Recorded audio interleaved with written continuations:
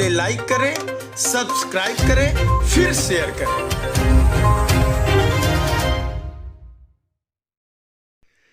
पूर्वी दिल्ली नगर निगम की अस्थायी समिति में पेश बजट पर चर्चा हुई। सत्ता पक्ष के सभी सदस्य पार्षदों ने अपने सुझाव पेश किए। इसमें उन्होंने निगमायुक्त द्वारा पेश बजट में नए करों का विरोध किया, साथ ही आय बढ़ाने के लिए कई अन्य तरीकों को अपनाने का सुझाव भी दिया। विपक्ष की तरफ से एकमात्र सदस्य पार्षद गीता रावत बजट चर्चा के दौरान उपस्थित नहीं रही। बैठक की अध्यक्षता समिति के चेयरमैन सत्यपाल ने की।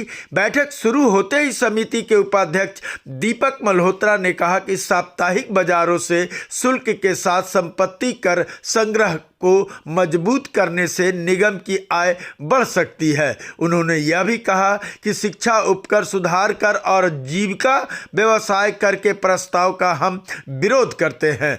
पूर्व महापौर विपिन बिहारी ने कहा कि पार्कों में मोबाइल टावर लगाने का लोग तो विरोध कर रहे हैं, ऐसे में निगम की संपत्तियों पर इन्हें लगाया जाए और किराया भी वसूला जाए, जिससे निगम की आय भी बढ़ेगी। उन्होंने यह भी कहा कि निगम की तहबाजारी की प्रक्रिया फिर से शुरू करनी चाहिए।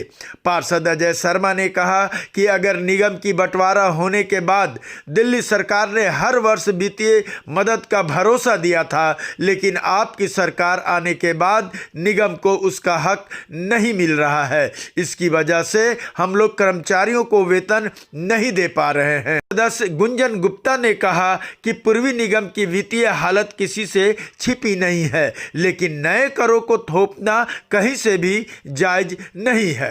आय समिति अध्यक्ष सत्यपाल सिंह निगम की आय बढ़ाए जाने की स्रोत को लेकर कहा कि कोई दो राय नहीं कि निगम की एक आय का जो सबसे बड़ा साधन है वो प्रॉपर्टी टैक्स है, और हम ये आशा करते हैं, उम्मीद करते हैं कि इस बार हमें प्रॉपर्टी टैक्स से एक अच्छा अमाउंट निगम को होगा, आमदनी होगी।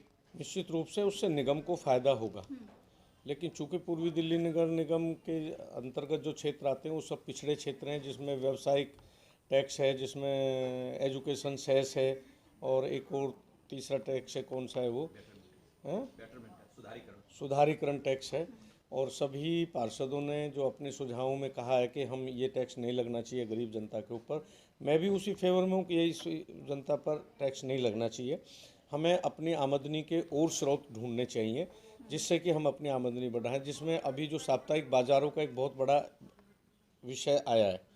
वास्तव में जितने भी साप्ताहिक बाज़ार हैं, अब जैसे मेरा वार्ड है, मेरे वार्ड में कोई दिन नहीं जाता जिस दिन साप्ताहिक बाज़ार नहीं लगते हैं।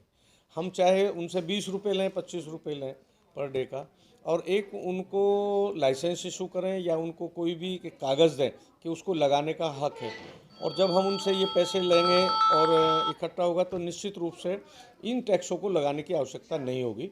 वहाँ से बहुत बड़ी आमदनी हमको मिल सकती है साप्ताहिक बाज़ारों से। तो निश्चित रूप से उसको हमें फॉलो करना चाहिए और उस पर विचार करना चाहिए निगम के अधिकारियों को और हम सबको मिल करके, और वहाँ से हम अपना एक रेवेन्यू जनरेट कर सकते हैं।